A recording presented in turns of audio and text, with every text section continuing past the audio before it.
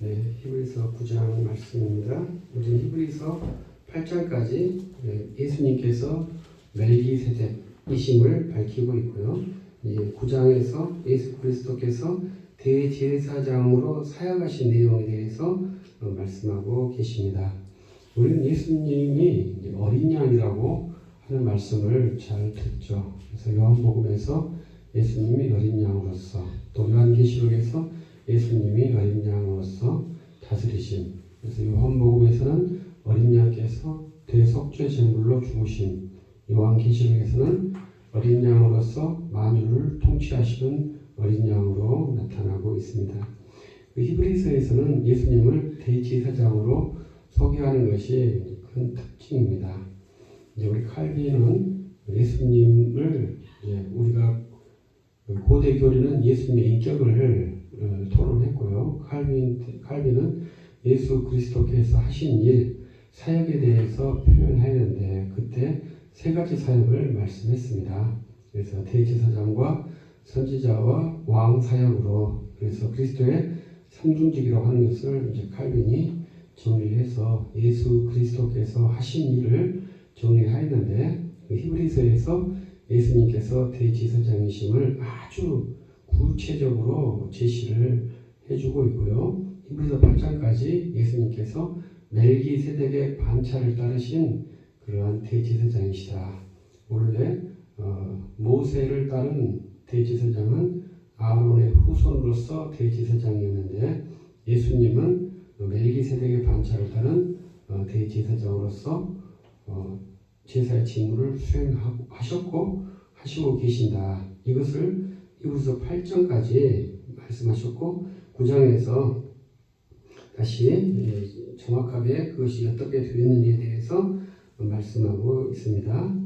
그래서 예수님께서 선지자인 것은 우리가 교회에서 복음을 가르치는 것, 성경을 가르치는 것, 이런 것이 선지자 사역이고요. 또 세상에서 우리가 일반 계시로서 합당하게 교육하는 것, 이런 것이 선지자 사역에 있다고 볼 수 있고요.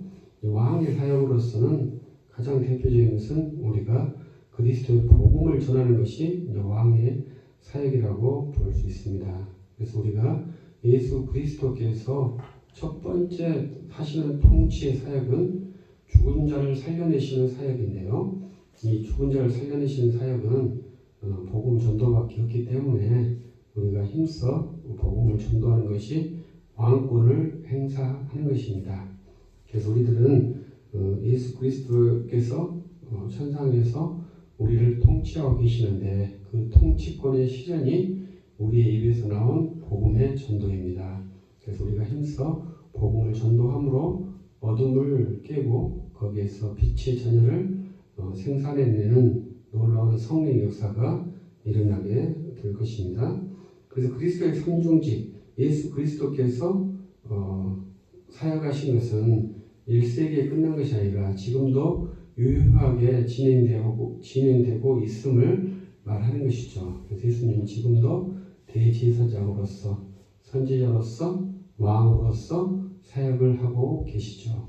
그 사역을 우리 교회가 주도적으로 사역하고 있고 대행하고 있겠죠. 그래서 우리 교회가 가장 충실한 교회가 되는 것은 예수님이 하실 일을 우리가 위탁을 받아서 수행하는 일이라고 볼 수 있습니다. 그래서 우리 교회에서도 모든 주의 자녀들은 사제의 확신이 있어야 되는데, 이 사제의 확신을 가질 수 있는 것은 그리스도께서 대제사장으로 하시는 일, 그리고 현재 우리 그리스도께서 대제사장으로 중보하심으로 말미암아 우리는 사제의 확신을 갖게 됩니다. 그래서 우리가 죄사함 확증을 자기에게 두지 말고 그리스도의 은혜 사역에 부착시키도록 훈련을 하는 것이라. 그래서 우리가 항상 입으로도 나로 말미암지 않고 주로 말미암아, 이런 것이 우리 죄사함의 기본입니다. 그래서 우리가 구원의 확신을 가질 때도 내가 믿기 때문에 구원의 확신을 갖는 것이 아니고, 주님께서 우리를 중보하시기 때문에, 주께서 자기 백성을 포기하지 않으시기 때문에 주께서 아버지께서 자기에게 주신 자를 하나도 잃지 않으시기 때문에 우리가 주께 속한 자라면 결코 주님의 안에 있는 것을 누구도 빼앗아 갈 수 없다. 주님은 자기가 택한 자를 결코 후회하지 않으신다. 이렇게 믿을 수 있겠습니다. 9장 1절에서부터 이제 5절까지는 첫 언약에 대해서 말하고 있는 것이 특징입니다. 그래서 히브리서에서는 첫 언약과 새 언약이 나오는데요. 이 첫 언약은 모세 언약을 첫 번째 언약이라 하고 새 언약은 예수님과 맺은 언약을 새 언약이라고 합니다. 그런데 이제 우리가 새 언약식 하면 요한복음 13장에서 예수님과 제자들이 맺은 것을 우리가 새 언약이라고 통상 하기도 합니다. 그러나 이제 우리가 완전한 교회와 맺은 언약이기 때문에 우리가 새 언약의 백성이 되고요. 첫 언약의 백성은 모세와 맺은 언약이기 때문에 이스라엘을 말할 수 있겠습니다. 그래서 이스라엘과 교회와 관계에 대해서도 많은 논란이 있죠. 어떻게 설정을 해야 될지 정확하게 규명은 안 되어 있습니다. 그러나 이제 우리가 통상적으로 첫 언약의 주님과 새 언약의 주님이 같다. 이렇게 이해하시면 좋겠습니다. 그래서 첫 언약도 질서가 없는 것이 아니고 모든 질서가 있었는데 첫 번째는 성소가 있었다. 그 성소의 구조에 대해서 말씀을 하는데요. 성소도 첫 번째 성소가 있었고 두 번째 성소가 있었는데 두 번째 성소는 지성소라고 부르고 첫 번째 장막에는 등잔대와 상 그리고 그 상 위에 진설병이 있었다. 성소 안에는. 그리고 지성소 안에는 금향로와 언약궤가 있었다. 이렇게 말씀을 하고 있습니다. 네, 우리 번역에는 사면을 금으로 싼 언약궤 이렇게 번역을 했습니다. 네, 좀 재미있는 번역이라고 생각했어요. 네, 왜냐하면 언약궤는 육면체거든요. 그래서 보통 이제 모든 면을 금으로 쌌다 이렇게 이해를 하는 것이 좀 더 합당할 것입니다. 그래서 언약궤 전체를 금으로 쌌다 이렇게 이해를 해야 합니다. 그래서 그 언약궤 안에는 이제 금 항아리의 속에 만나가 있었고 아론의 쌍난 지팡이가 있었고 언약의 돌판이 있었다 이렇게 기록되죠. 그런데 이제 이 언약궤 안에 있는 것도 상당히 우리가 언약궤 역사가 흥미롭습니다. 제일 처음에 성막을 만들고 모세가 이것을 만들고 거기다 세 가지의 요소, 오늘 말씀에 있는 것을 넣었는데 언약궤 안에 세 가지가 있었던 적은 그렇게 길지 않아요. 그래서 블레셋에서 돌아온 다음에 언약궤에는 두 돌판만 있었지 다른 때는 없었죠. 그리고 헤롯 성전에는 또 언약궤가 없었다고 봐야 합니다. 그래서 이 성전이 쉽게 지성소에 언약궤가 있었다 이렇게 이해할 수는 없고요.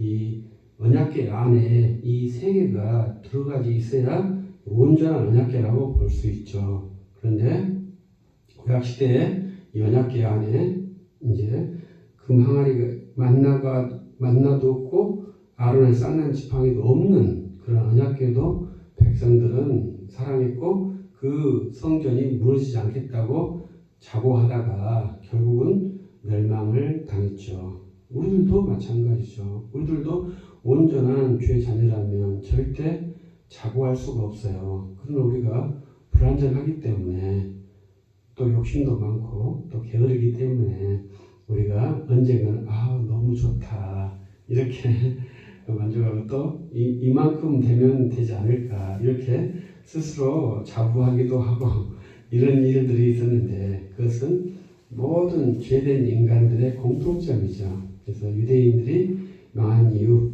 북이스라엘이 망한 이유는 성전이 없는데도 이스라엘을 자기가 하나님의 백성이기 때문에 망하지 않는다. 이렇게 자신했고 성전이 있는데도 거기에 온전하지 못한 언약궤를 가지고 있으면서도 자기들은 망하지 않는다. 이런 자신감을 갖고 있었죠. 우리들도 이스라엘이 망한 것처럼 우리들도 똑같은 형태, 내가 조금 더 거룩하다고 내가 서 있다면 그 구습에서 벗어나지 못한 옛사람이라고 볼 수 있습니다. 그래서 이러한 성막의 구조를 말하고 그 성막에서 제사장과 대제사장으로 구분하는 사역, 그리고 오늘 말씀은 대제사장이 하는 사역을 말씀하고 있습니다. 7절 말씀 보면 오직 둘째 장막은 대제사장이 홀로 1년에 한 번 들어가며 자기와 백성의 허물을 위하여 드리는 피 없이는 안 된다. 이것을 말씀하고 있죠. 둘째 장막에 들어가는 대제사장, 첫 언약의 대제사장은 1년에 한 번 둘째 장막에 들어가서 속죄 사역을 하는데 조건이 있는데 그것은 첫 번째 자기를 위해서, 두 번째 백성을 위해서, 자기의 허물을 위해서, 백성의 허물을 위해서 그 제사 직무를 수행해야 한다는 것입니다. 그때 또 조건이 피 없이는 안 된다. 그래서 우리가 모세 하면 율법을 생각하게 되는데 히브리서는 모세 하면 피의 제사를 생각하도록 이렇게 연결시키는 것이 또 특징이죠. 오늘 말씀에서는 두 가지죠. 대제사장도 자기의 죄를 사했어야 됩니다. 두 번째, 피 없는 제사는 피 없이는 사함이 없다. 이 두 가지가 지금 히브리서에서 말하는 아주 중요한 포인트입니다. 그리고 8절에 다시 성령이 등장하게 되고요. 그 다음에 14절에 또 성령이 등장하게 됩니다. 그래서 성령이 죄사함에서 두 가지로 등장하게 되는데 첫 번째는 예수 그리스도께서 이 땅으로 오실 때 성령으로 잉태하셨고요.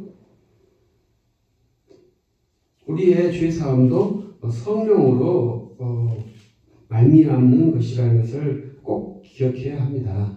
우리의 죄사함은 사람의 말에 힘이 있지 않아요. 제가 아주 응변력이 뛰어나거나 아주 치밀하거나 이렇게 해서 여러분의 죄를 사하는 것이 아니라 제가 여러분의 죄는 예수 그리스도의 피로 사함을 받았습니다. 이렇게 말하지만 그 말의 힘이 아니라 성령께서 우리의 죄를 사하시는 실제적인 피의 효력이 성령에 있다는 것을 깊이 이해를 해야 됩니다. 그래서 우리가 피 하면 그 피에만 머물러 있는 것이 아니라 이 피는 곧 성령으로 연결되어 있다. 우리의 삶은 성령으로 사함을 받는다. 이렇게 이해할 수 있겠습니다. 그래서 이렇게 아는 것 자체도 또 우리가 성령으로 말미암은 것입니다. 우리가 내 힘으로 예수 그리스도를 아는 것이 아니에요. 이것이 이제 우리에게는 아주 큰 논란이거든요.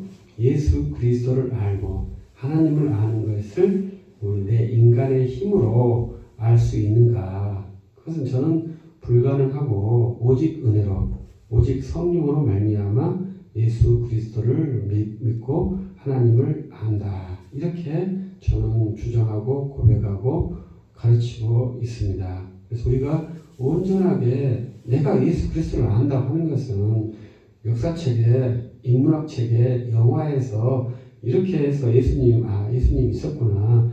훌륭하신 분이야. 이것은 누구든지 다 알 수 있는 내용이에요. 이러한 것은 성령의 지식으로 아는 것이 아니죠. 성령의 지식으로 아는 것은 그의 피가 내 죄를 사했다. 내 죄를 사할 길은 오직 그분의 피밖에 없다. 이것이 성령으로 말미암은 지식이에요. 그래서 십자가를 함부로 말할 때가 상당히 우려스러운 건데 그것은 죄사함의 유일한 출처를 함부로 말하는 것은 굉장히 위험하거든요. 그래서 성령이 여기에서 등장을 하고 두 번째 다시 예수 그리스도에 대해서 대조적으로 말씀을 해주십니다. 예수 그리스도는 우리의 대제사장이지 않습니까? 멜기세덱의 반차를 따르는 대제사장, 유일하신 대제사장께서 이제 땅의 장막이 아닌 하늘의 장막에 들어가서 온전한 크고 장막에 들어가서 이제 짐승의 피가 아닌 자기의 피로 이제 성막에 들어가시는 내용을 또 말씀해 주시죠. 구약의 대제사장은 자기의 피가 아닌 짐승의 피로 들어가시죠. 그러나 멜기세덱 반차를 따르신 대제사장은 짐승의 피가 아닌 자기의 피를 갖고 하늘의 장막에 들어가시는 것이 완전히 다른 내용입니다. 그리고 땅의 제사장은 자기 허물을 위해서 먼저 사함을 해야 되지만 우리의 대제사장은 자기 허물이 없기 때문에 오직 백성의 허물을 위한 속죄를 수행하게 되는 것이고요. 땅의 대제사장은 1년에 한 번 반복해서 해야 되지만 예수님의 그 영원한 제사는 영원한 속죄를 이루기 때문에 단번에 들어가시는 속죄 사역입니다. 그래서 이 단번에 하시는 속죄가 많은 이제 오해를 낳게 된 때가 있습니다. 그래서 우리가 복음을 경솔하게 이해하지 않아야 된다. 이렇게 하는 것이 이런 것인데요. 예수님께서 단번에 속죄를 완성하셨기 때문에 이루셨기 때문에 우리가 더 이상의 속죄, 회개, 죄의식 이런 것이 없어야 한다고 주장할 수가 있다는 것이죠. 근데 우리는 굉장히 좀 양심적으로 말을 해야 하거든요. 참 그것이 어려운 건데 예수 그리스도의 피로 죄사함을 내가 받았다고 믿지만 여전히 죄의식이 있고 육의 욕망이 있는 것이 우리의 저는 본성이라고 생각을 해요. 이러한 것이 죄가 아니냐, 육의 모습이기 때문에 그것은 악이라고 보아야 합니다. 그래도 우리는 그러한 것을 갖고 있으면서도 이제 나는 죄인인데 내가 그렇지 않고 이렇게 말할 때 주님의 속죄가 완전하고 주님이 나를 사랑하시다. 이것을 고백하기 때문에 담대하게 주의 이름을 부르면서 회개를 하면서 주의 자비를 구할 수 있는 그러한 주의 백성이라고 볼 수 있는 것이죠. 그래서 이 단번에 이루신 속죄가 우리의 모든 죄를 완전히 클리어하게 없애버리는 그러한 효력은 아니에요. 그래서 우리가 온전한 인간이 되도록 주님께서 이루어 가신다. 이렇게 본다면 좋겠어요. 우리는 기계가 아니잖아요. 그래서 한 번에 포매팅 해가지고 없애버리는 그러한 메모리 장치가 아니에요. 우리 인격이기 때문에 과거의 흔적들을 다 갖고 있는 그러한 사람이죠. 그러니까 이제 어거스틴이라는 분이 회개했는데도 불구하고 내가 죄사함을 확신했는데도 불구하고 옛날 죄에 대한 기억을 가지고 있는 신비, 그러면 그 기억이 또 역사를 해서 육의 욕망이 일어나는 신비, 참 이해할 수 없는 일이 우리 가운데는 있는 것이죠. 그래서 우리가 그러한 옛사람의 모습들, 육의 욕망들을 어떻게 볼 것이냐, 이런 것이 상당히 중요한 스킬이라고 저는 생각을 하는데, 저는 그래서 제 제안으로는 우리가 인간이다 이렇게 말하고 싶어요. 하나님께서 이러한 연약한 인간을 자기 백성으로 삼으시고 후회하지 않으신다. 이게 참 진짜 놀라운 일이죠. 또 주님이 후회하지 않으신다 하니까 담대하게 설 수 있고, 사도 바울이 말하는 것처럼 주께서 사랑하시고 오래 참으심을 결코 경멸하거나 경솔히 여기지 않고 너무나 깊이 사랑하고 존경한 상태로 서 있을 뿐이죠. 그래서 인간이라는 무엇이냐 보면 결코 인간은 한마디로 해결할 수 없는 그러한 복잡한 존재라고 생각을 합니다. 그래서 우리가 하나님의 신비도 잘 모르지만 인간의 신비도 잘 알지 못하죠. 그래서 우리가 이 두 가지의 지식을 이루어가는 것이 중요한 일이네요. 이제 우리의 칼빈의 기독교 강요에서는 하나님을 아는 지식에만 쭉 추구하고 있는 것이 기독교 강요의 특징이죠. 성경도 하나님을 아는 지식에만 쭉 써져 있는 것이 특징이죠. 그 이유는 하나님을 아는 것과 인간을 아는 것이 항상 순환적이고 교차적이라고 볼 수 있는데 우리에게 유일하게 없는 것, 나는 인간이기 때문에 인간에 대해서는 너무나 많이 있어요. 너무나 잘 알 수 있어요. 그러나 하나님을 아는 지식은 성경에만 있어요. 그래서 우리가 성경을 계속 읽어야 되는 것은 이 밸런스죠. 인간에 대해서는 내가 너무나 잘 아는 거죠.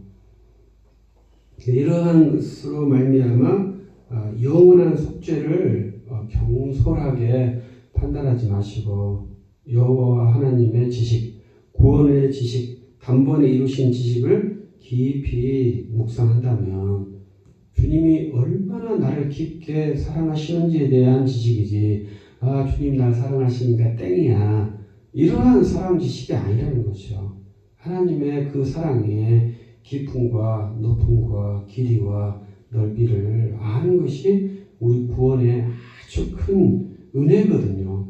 그 주님의 그 사랑의 세계를 알 수 있는 첫 번째 말이 영원한 속죄 단번에 이루심이에요.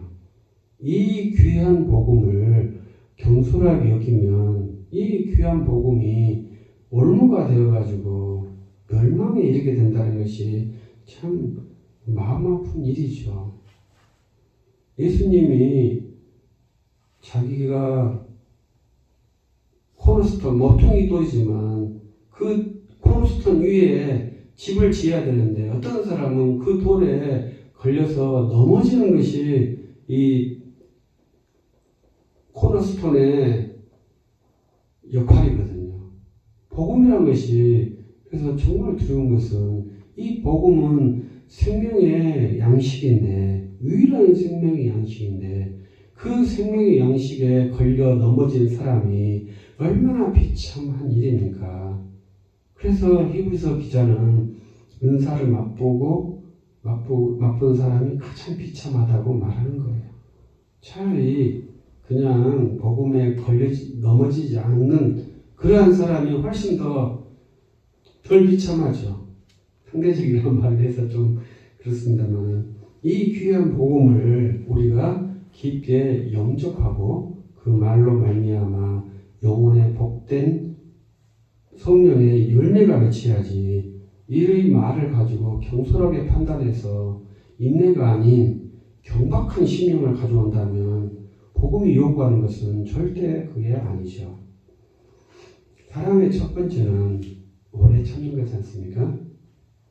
그래서 영원한 속죄와 단번에 이루신 구원을 말씀하면서 계속 이제 구약의 제사와 예수 그리스도의 피의 효력에 대해서 말씀을 하고 있습니다. 그래서 예수 그리스도를 이제 15장에서 새 언약의 중보자라 이렇게 말씀을 해주시죠. 그래서 우리는 첫 언약에 들어가 있지 않고 새 언약에 들어가 있는 그러한 상태예요. 그래서 첫 언약에 들어가 있을 때 율법은 무엇을 했으냐 했을 때 그 첫 언약 안에 있을 때 율법은 예수 그리스도를 기다리도록 계속 지시하는 그러한 역할을 했어요. 이 말씀을 지켜서 온전한 하나님의 백성이 되거라 이러한 것도 있겠습니다만 진짜 본래 의미는 너희들은 이 언약의 율법의 성취자를 기다리라. 그를 오면 그를 믿어라. 그가 오면 그를 믿어라. 이것이 모세 첫 언약에 주어진 율법이에요. 두 번째 새 언약의 중보자께서 새 언약을 체결하시면서 율법을 주셨는데 그 율법은 다른 것이 아니라 사랑이지 않습니까? 그래서 새 언약 시대에는 율법이 아닌 사랑으로 그 율법이 계명이 바뀌었죠. 그래서 이 율법은 조문, 문서로 쓰여진 것인데 새 언약에서는 문자가 없이 사랑으로 율법이 옮겨와 버렸어요. 그래서 율법으로 조문으로 인간을 판단하는 것은 여전히 우리가 옛 사람의 수준에 있다는 것을 우리 참고적으로 알아야 됩니다. 그래서 새 언약의 백성에게는 이 조문이 글자가 없어요. 오직 사랑의 법으로 완성이 되는 거예요. 그러니까 우리 교회에도 정관이 있는데 우리 노예에도 규칙이 있고 총회에도 헌법이 있고 이 문자가 있지 않습니까?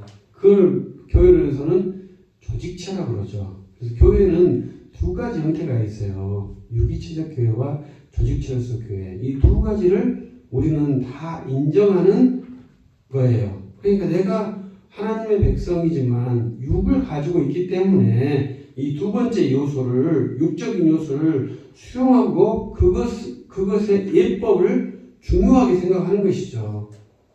그러나 진짜 중요한 것은 뭐예요? 사랑이라는 거죠. 근데 그 사랑을 우리가 예법으로 표현을 해야 된다는 거죠. 질서적으로 지켜야 된다는 것이죠. 이 두 가지를 우리는 모두 다 중요하게 생각하는 것이죠. 왜냐하면 형식이 내용을 지배할 때가 가끔 발생을 해요.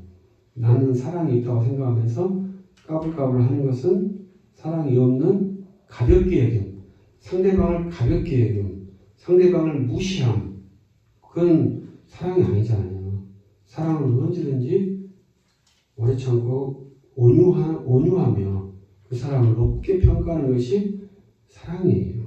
그래서 새 언약의 시대에는 그러한 사랑의 법이 우리에게 주어지는데 여기에서 강조하는 이 히브리서 9장에서 강조하는 것은 언약과 피예요. 첫 언약은 짐승의 피로, 새 언약은 그리스도의 피로, 피 없이는 사함이 없다. 그러니까 이 하나님의 백성의 특징은 죄 사함의 백성이다. 이것을 계속 강조하는 거예요. 하나님 나라의 첫 번째 특징은 이 죄 사함의 백성이라는 거예요. 이 하나님의 나라는 죄 사함이 첫 번째로 들어가는 나라예요. 죄 사함이 없이는 거기에 언약에 유효함이 없죠. 사함이 없으니까요. 죄 사함이 없이는 언약이 이루어지지가 않죠. 왜냐하면 피가 없고 피의 효력이 없는 것, 그리스도의 피의 효력이 없는 것이 어떻게 그리스도의 나라가 되겠습니까? 그래서 이 히브리서 9장에 나와 있는 이 피 흘림 없이는 사함이 없다. 이것에 대해서 우리가 좀 더 깊게 생각을 해야죠. 그래서 우리들은 언제든지 이 피의 사하심을 구하는 것인데요. 그 피의 사하심을 우리가 깊게 구할 수 있기를 바라고요.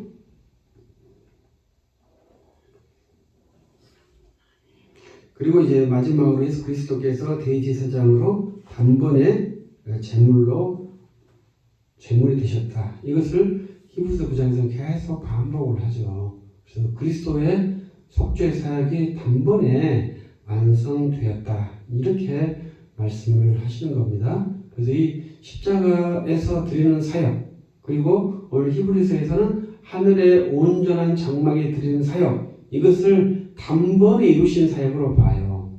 시간상으로는 약 50일 가량이 45일 정도, 50일 정도의 시간 경고가 필요하거든요. 그런데 이 50일 정도의 시간을 단번으로 보는 거예요. 이것이 이제 우리들이 한 번 더 생각을 해봐야 될 겁니다. 그래서 우리가 십자가의 피 흘리심 하면은 그 십자가의 피 흘리심은 십자가의 피 흘리심이라는 그 한 번의 사건, 그 순간을 말하는 것이 아니고요. 그리스도의 성령으로 잉태하심과 또 하늘 성소에서 제사를 완전히 하신 이 전체의 통칭을 십자가로 규정을 하는 겁니다. 그의 십자가의 도라는 것입니다. 그래서 우리가 십자가를 말할 때, 십자가를 들을 때 그거에 대해 훈련을 잘 해야 돼요. 그렇지 않으면은 좀 착각을 하게 됩니다. 오늘 히브리서에서는 보면 11절에 창조에 속하지 아니한 더 크고 온전한 장막으로 말미암아 염소와 송아지 피가 아닌 오직 자기의 피로 영원한 속죄를 이루사 단번에 성소에 들어가셨느니라. 이렇게 말씀하시는 겁니다. 성소에 들어가셔서 제사를 완료하시고 통치를 시작하시는 것인데 이 통치의 시작은 성령의 파송으로 시작되는 것입니다.